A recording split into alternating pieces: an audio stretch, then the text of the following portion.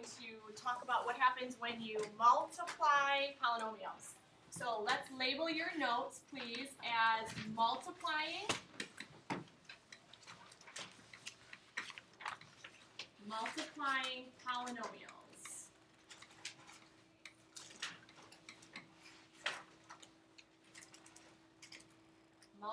polynomials. Now the first thing I need you to make a note of is that when you are multiplying polynomials, you must add the powers. Remember we made a big note about when you are adding and subtracting polynomials, you do not change the powers. But when you are multiplying polynomials, you are going to add the powers. And in a few days, we will practice going back and forth from one to the other, adding and subtracting them, and then going and trying to multiply them. And you'll have to remember that when you're adding and subtracting, you don't change the powers, but when you're multiplying, you do change the powers. So you must add the powers. Highlight that, circle it, put an asterisk next to it, something so that you know when you get to that kind of a problem, a multiplying polynomial problem, you are going to be adding the powers. All right, so I'm going to show you guys with a couple of examples.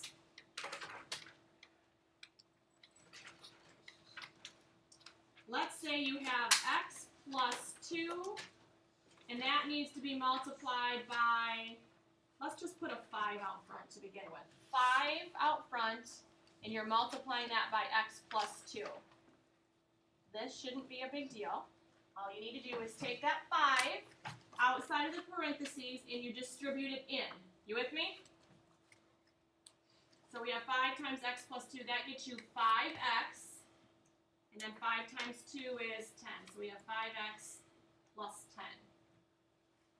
What if we have 3x and we need to multiply that by x minus 4? Same thing. You are going to take that 3x, which is outside of the parentheses, and you are going to multiply it into the parentheses. So, like I said before, you must add the powers together. So if you have 3x, that really means 3x to the first power, and then this x is also to the first power. So you are taking 3x and multiplying it by x. What are you going to do to the first power and the first power? Add them together. So that is going to get you 3x to the second power. And then you multiply 3x times negative 4. Well, 3x times negative 4 is negative 12x. Negative 12x. And that's it. So far, not so bad, right? Yeah. Probably stuff you already knew anyway. And by the way, this is a polynomial. What do you call this? What do you call 3x? Constant is just a number with no x. So 3x has an x. A linear monomial has one term, so it's a monomial. It's still a polynomial, but specifically a monomial. All right, let's try one a little bit harder now. Let's do x plus 3 and multiply it by x minus 7. X plus 3 times x minus 7. This is a binomial times a binomial. Does anybody remember the fancy word for multiplying a binomial times a binomial? Starts with an F. FOIL. Remember FOIL, right, you guys? I hated that. FOIL. So we're going to take x and multiply it by x. First term times first term. And then you're going to take this x and you're going to multiply it by the other outside term, the other negative 7. But when you are done with that, we can't ignore the fact that there's a plus 3 there. That plus 3 is going to have to be multiplied by the x and by the negative 7 also. So we're going to multiply x times x, which is x squared. And then we're going to multiply x times negative 7, which is negative 7x. Then we are going to multiply 3 times x, which is 3x. And then we are going to multiply 3 times negative 7, which is negative 21. It is. Now we have to make make sure you clean this up in the end. Do not leave your answer like this. You will get some credit, but not full credit if you leave your answer like this. I have to clean this up because I have like terms in the center. I have a negative 7x and a positive 3x. When I add those together, I am left with x squared. Negative 7x plus 3x is negative 4x. And then, of course, I have my minus 21 at the end.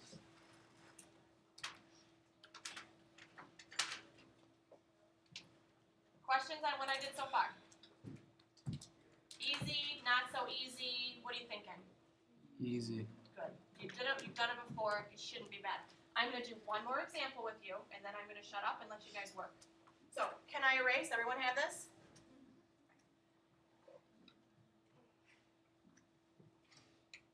All right. One more example. Write this one down, please. 2x minus 5. We're going to multiply that by, let's do x cubed minus 2x squared plus x minus 6.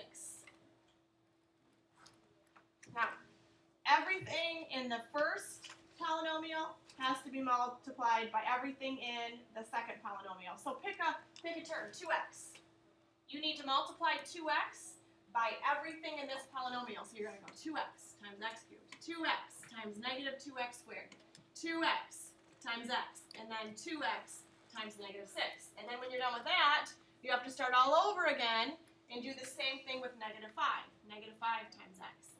Negative 5 times negative 2x squared, negative 5 times x, and negative 5 times negative 6. Ready? They get long. So, 2x When are we ever going to use this? multiplied by x cubed. What is 2x times x cubed? Remember, there's a 1 out in front here. 1 in front of the x cubed. So you're really doing 2 times 1. What's 2 times 1? 2.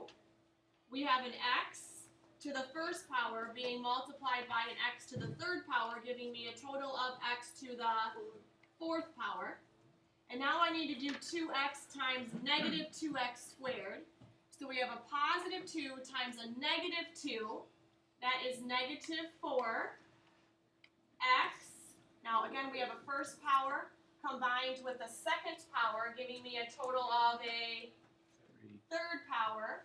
And then I do 2x times x. Remember, there's an understood 1 in front of that x. So 2x times 1x is 2x to the power of 2. And then I do 2x times negative 6. Well, 2 times negative 6 is negative 12. But there was an x there, so it's negative 12x. I'm half done. Now I need to move on to the other term, to the negative 5. Don't forget that it's negative. So you need to multiply a negative 5 by every one of those terms. So, negative 5 times 1x cubed is negative 5x cubed. You have your calculator out right now. I'm not really sure what you're doing on it. Just multiplying basic numbers, or? Oh, yeah. Negative 5 times negative 2x squared. What is negative 5 times negative 2?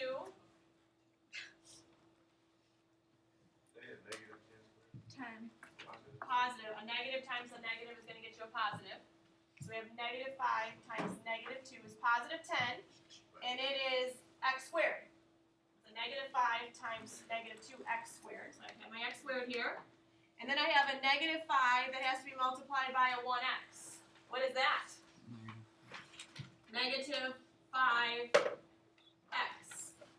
And then I have a negative 5 times a negative 6. What is negative 5 times negative 6? 30.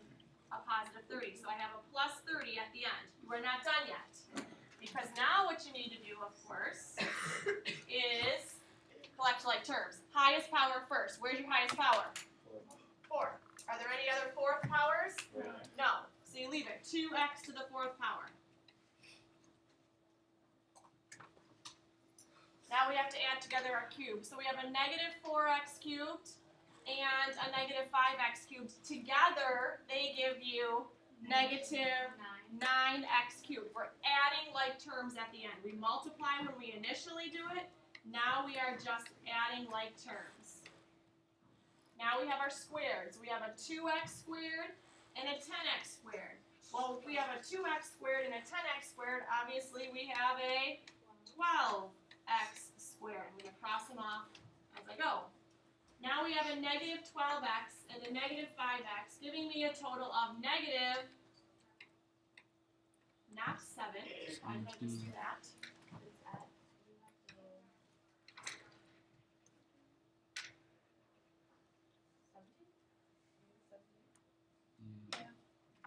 Minus 17x, negative 12x, negative 5x is negative 17x. Cross them off.